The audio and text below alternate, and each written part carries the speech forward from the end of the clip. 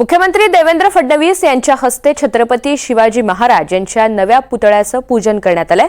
शिल्पकार राम सुतार यांच्या देखरेखीखाली अनिल सुतार यांनी या पुतळ्याची उभारणी केली। मुख्यमंत्र्यांसह उपमुख्यमंत्री एकनाथ शिंदे, सार्वजनिक बांधकाम मंत्री शिवेंद्रसिंहराजे भोसले, पालकमंत्री नितेश राणे, खासदार नारायण राणे, आमदार निलेश राणे या कार्यक्रमाला उपस्थित होते।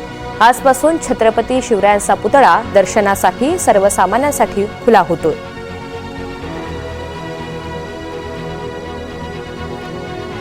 तर छत्रपती शिवरायांच्या पुतळ्याची वैशिष्ट्य नेमकी कोणती आहेत पाहूयात। छत्रपती शिवाजी महाराजांच्या पुतळ्याची उंची 60 फूट इतकी आहे। तलवारीसह पुतळ्याची एकूण उंची 83 फूट इतकी आहे। पुतळ्याच्या चबुतराची उंची 10 फूट इतकी आहे। जमिनीपासून या पुतळ्याची एकूण उंची 93 फूट इतकी आहे। पुतळा उभारण्यासाठी ब्रॉन्झ धातूचा वापर करण्यात आला। 88% तांबे, 4% जस्त आणि 8% कथिल धातूचा यामध्ये समावेश आहे। पुतळ्यासाठी सरासरी 6 ते 8 मिलीमीटर जाडीच्या कांस्याचा वापर झालाय। चबुतऱ्यासाठी उच्च दर्जाचे कॉन्क्रीट तसंच स्टेनलेस सळईचा सुद्धा वापर झालाय। पुतळ्याचं किमान आयुर्मान 100 वर्ष राहील असं भक्कम काम यामध्ये करण्यात आलंय।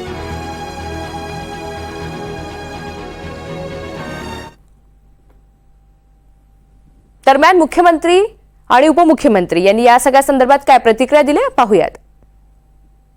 आमच्याकरता अतिशय आनंदाची आणि समाधानाची बाब आहे की राजकोट किल्ल्यावरचा छत्रपती शिवरायांचा पुतळा हा पुन्हा एकदा त्याच तेजाने, त्याच स्वाभिमानाने आणि त्याहीपेक्षा भव्यतेने उभा झालेला आहे।